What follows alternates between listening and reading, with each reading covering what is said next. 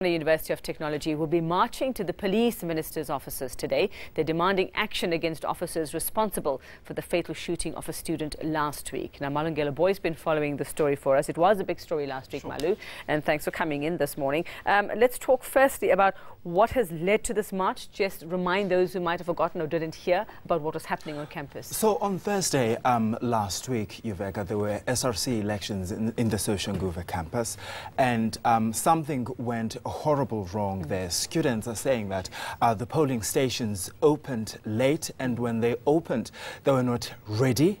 And what happens was that they also ran out of ballot papers.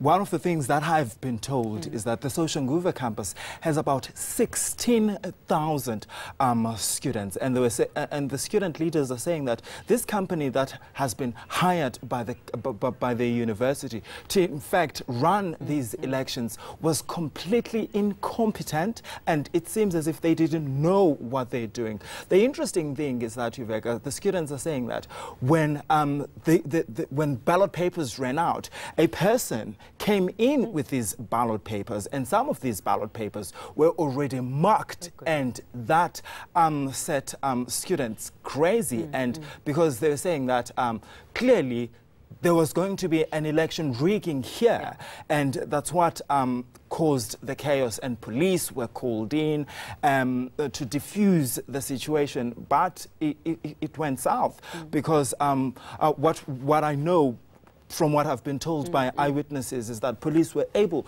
to push out the students from the campus and outside on the streets of Tshwane University, and that's where this student was killed. All right, so what have police been saying now about what apparently happened about the shooting of the student? Well, IPIT has now taken the investigation over, but the eyewitnesses that I spoke to on Thursday said to me that the student had 2 gunshot wounds, one on the forehead and also on the neck, and they were saying that one police officer in fact started firing this R5 rifle in the air and then was again seen dangling it, out again, where exactly. But I asked the police deputy minister Bonginkosi Mkonga on Monday as to actually how come these police officers were sent to diffuse this situation exactly, and this was his response. Let's take a listen.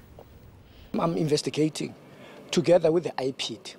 How can you carry R5s in an institution of higher learning? An R5 it's a big weapon, and then you carry it to enter in the institution of higher learning, and then something like that happens. So we must investigate this matter, and we must deal with those police officers. Because if you look at the bullet of an R5, I mean, why do you send this thing on campus?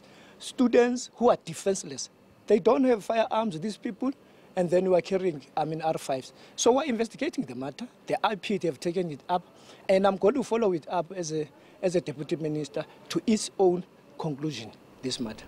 Okay, so hearing what the deputy minister is saying there, Malu, it seems they are doing something about it. So why would students want to march now to the offices? Well, they're targeting 2 offices here. They're targeting the Justice Ministry and as well as the police minister.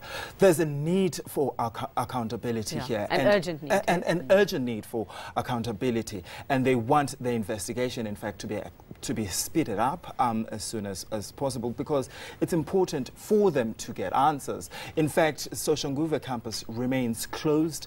The students are saying that they want to mourn their colleague. But it's also interesting, Yuvi, because I managed to catch up with the chairperson of the TUT council, Dr. Bandile Masuku, asking him about this particular incident and also how the university has handled it. He was frank, saying that the way the university management dealt with it, they're not satisfied with that. Let's take a listen. The university itself, the management, because I'm talking on behalf of council, have actually managed its security plans around the elections themselves. So we are pretty much saddened about the loss of a student, and we are disappointed also on how the whole elections were actually ran, because these are the most important elections for the most important constituency, you know, on campus. So it seems two processes underway. Sure. They want to figure out what happened with those elections and then what happened Sure. with the killing of the students. So the march happens today. Details?